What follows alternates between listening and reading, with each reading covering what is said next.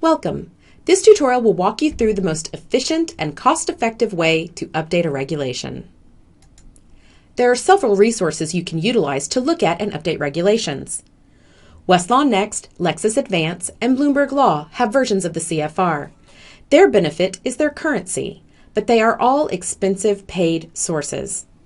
On the other hand, the Government Printing Office publishes the Print CFR and a PDF version online.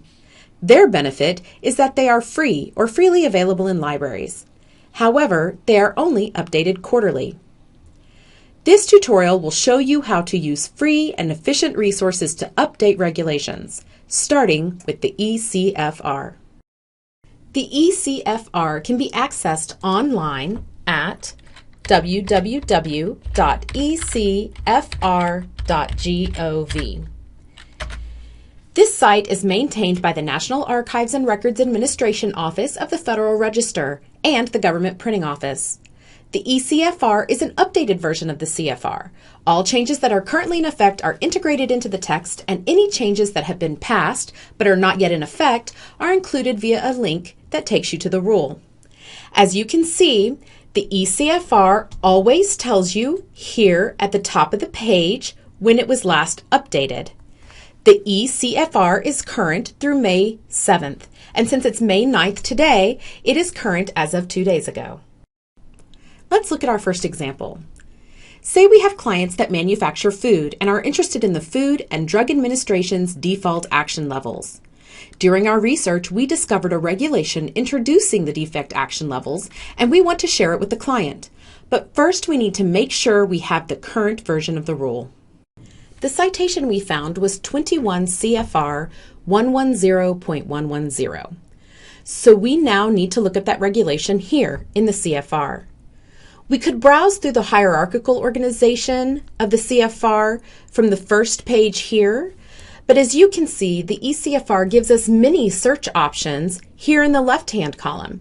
So we will take a shortcut and search by citation by clicking on the simple search here in the left-hand column.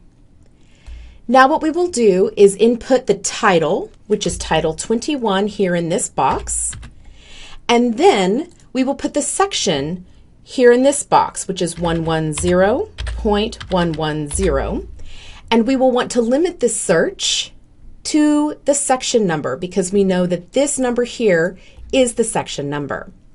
And now we can submit our search. This has brought us directly to the correct regulation, which we can click on here. Also, once we've viewed the regulation, we can look to the bottom of the page and see that the regulation was last updated in 2001. Since this website is current through May 7th, if there are no changes to the regulation in the last 2 days, we can rely on this version of the regulation as being the most current. Now we only need to see if any changes have been made to the regulation in the last 2 days.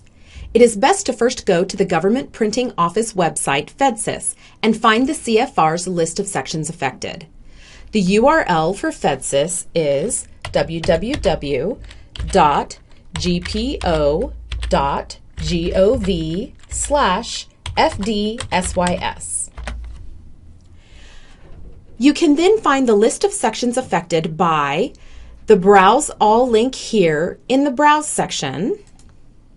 And then, as you can see, it is listed here in the right-hand column, List of CFR Sections Affected. Click on that. From here, we will want to browse the CFR parts affected from the Federal Register to see what changes might have been made recently. This drop-down list allows you to choose the date range that you want to view. As a side note, I would like to mention that the last 24 hours in the drop-down list does not mean the last 24 hours that have passed. It actually only captures the changes from yesterday. To be safe, we will choose the latest week option.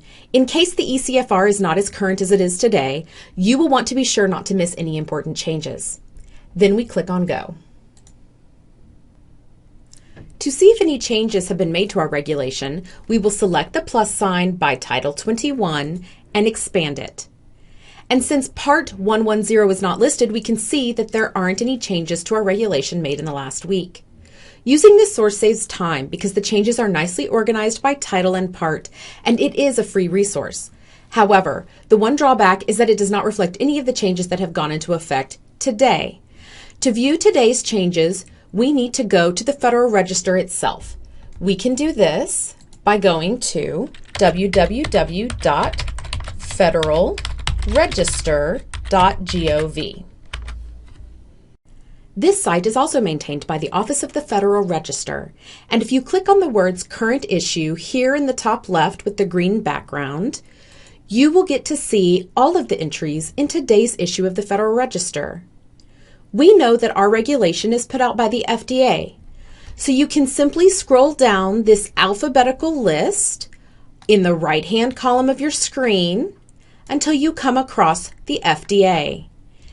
And we can click on it so that we can see which regulations were put out by the FDA today. Here we can see that the only entries are notices, so we can now be sure that the version of the regulation we first found in the ECFR is current, and you can tell your clients that they can rely on it. Now that we have been through the process once, let's look at another example. Let's say that we have a client who is a veteran and wants to take out a VA loan and is concerned about repayment requirements. Through our research, we have discovered that 38 CFR Part 36 is pertinent to our client. Let's go through the same updating process to be sure we are looking at the current regulations. Once again, we start our search in the ECFR to look up the regulation, and we will do this by clicking on the simple search option again here in the left-hand column. And then to search for this regulation, we're going to put the title number here, which is 38. And then we'll put the part number here. Now, since we're looking now for an entire part and not just a section, I will only limit my search to the part number and click on Submit Search. We will then select Part 36 and look through the regulations to see what it includes. As we scroll through the regulations, we can see that the most recent updates are included within each section. If we do not find any updates within the last 2 days, this is the version that we will use to advise our client. Next, we will go back to FedSys and we will go to the list of sections affected. Once again, we want to browse them so that we can choose a date range. And we want to look at the latest week so that we don't miss any big changes. And then we'll click on Go. As you can see from the list here, Title 38 is not even included, so that shows me that there have not been any changes to any part of Title 38 in the last week. The last step we will need to take is to make sure that there are no further changes published for our regulation in the Federal Register today. So we will once again go to the federalregister.gov, and then we will select Current Issue here at the top of the page again to see today's issue. And if we scroll down the right-hand side, once again, we can see in this alphabetical list that the Veteran Affairs Department is at the very end.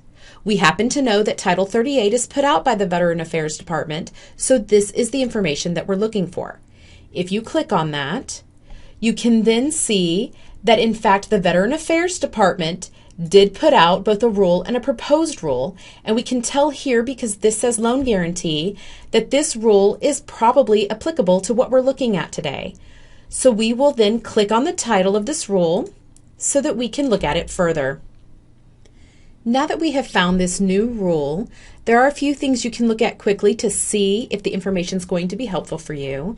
And one is this set of information here in the right-hand column. As we can see, it actually states that this rule will be affecting Title 38 CFR Part 36. So it will be directly affecting the part of the CFR that you have been relying on when advising your client. Therefore, we did find an update to the regulations that you have been using, and you will want to read this entire rule before advising your client any further. Congratulations! You now know the ideal way to update a federal regulation.